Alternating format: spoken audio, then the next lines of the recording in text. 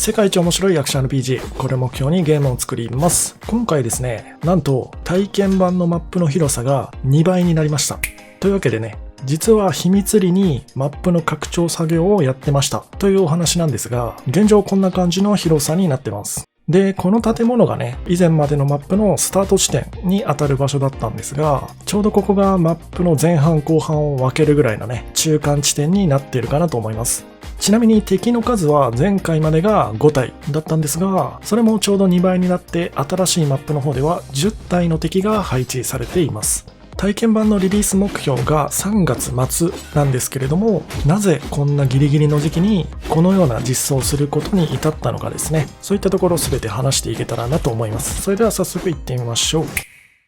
一言で今回の実装を行った理由を言い表すとしたら、それは初心者に優しくするためです。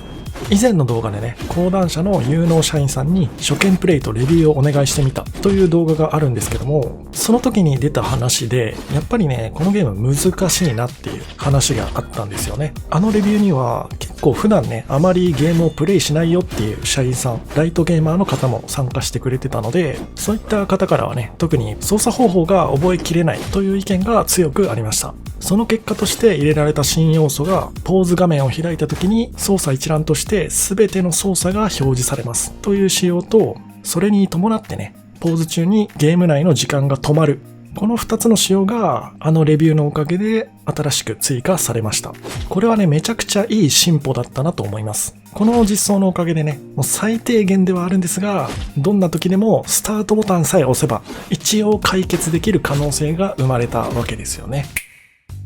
ただ、この時点でもまだ初心者に対して冷たいゲームであるという事実は変わっていなかったかなと思います。というのも、このゲームには戦闘指南っていうね、主に操作の内容を説明しているスライド、ウィンドウが現時点で15枚存在するんですが、この15枚のウィンドウ全てを1人の敵でね、消化するという暴挙を行っていました。つまり5人の敵のうち最初の1体目がね、チュートリアル敵としての役割を担っていて、その1人目との戦闘の間にチュートリアルウィンドウ15枚を全て消費するというね。これはなかなかハードですよね。コアゲーマーですら記憶するのが難しいレベルだったんじゃないかなと思います。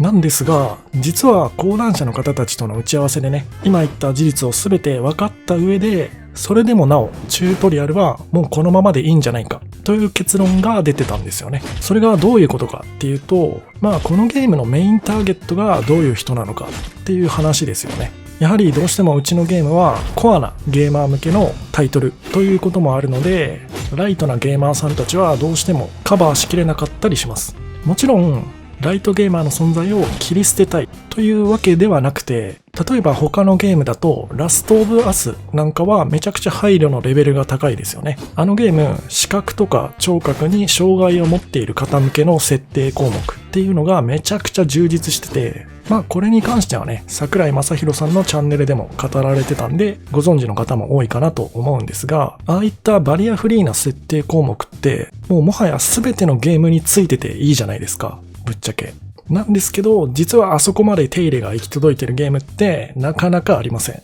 やはり開発チームも人間なので、全ての要素に手が届くというわけにはいかないんですよね。そうなってきた時に僕らみたいなね、2人とか少人数で作ってるような弱小チームが取るべき行動としては、お客さん、ターゲットの層すらも明確に決め打ちしていくという戦略なんですね。そういったこともあって、チュートリアルとかを親切にしていく実装よりは、さらに戦闘システムを進化させていくことに注力した方がいいんじゃないかという方針が、講談社とね、僕たちとの共通認識でした。要は上質戦士を作ろうと思ってたんだけど、流行っているレベル帯に合わせようとしたら、泣く泣く脳筋戦士か技量戦士にならざるを得なかった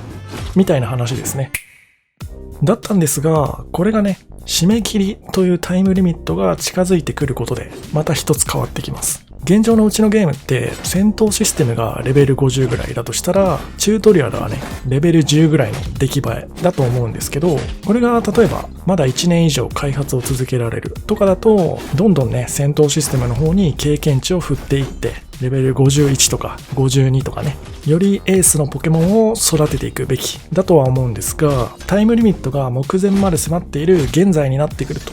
これ話が全然変わってきますよね。おそらく今って戦闘システムに経験値を振ってあげるよりも、チュートリアルシステムの方にね、経験値を振ってあげた方が短時間でお手軽にね、レベルをめちゃくちゃ爆上げできるはずなんですよ。これこそが今になって急にね、マップを拡張してまでチュートリアルを丁寧に作り直そうとしている理由ですね。で、最後にね、新しい方のチュートリアルの方針っていうのを語っておくと、今まで1人の敵で行っていたチュートリアルを5人の敵に分割しました。つまりマップ前半部分にいる5体の敵はもう全てチュートリアル要員です。それぞれがカテゴリーごとに分けられた戦闘指南ウィンドウを所持していて、1体の敵につき3ページぐらいですかね。適切な分量に分けられたチュートリアルをしっかりと覚えてもらって、で、その要素を使ってその敵自身を倒すことでチュートリアルが完成していくという、そんな作りになっております。これでね、おそらくだいぶ初心者さんにも優しくなれてるんじゃないかなと思うんですが、そもそもの戦闘システムそれ自体がね、コアゲーマー向けの仕組みになっちゃってるので、まだとっつきづらさはどうしてもあるかなと思います。こういったゲーム初めてだよっていう方はね、ぜひ困ったらスタートボタンをね、押してください。しっかりと時間止まりますんでね。で、あとリトライポイントもね、負けてしまった敵のもうすぐ目の前に設定してありますので、ちゃんと前向きな気持ちでね、取り組んでくれる方は報われるんじゃないかなと思います。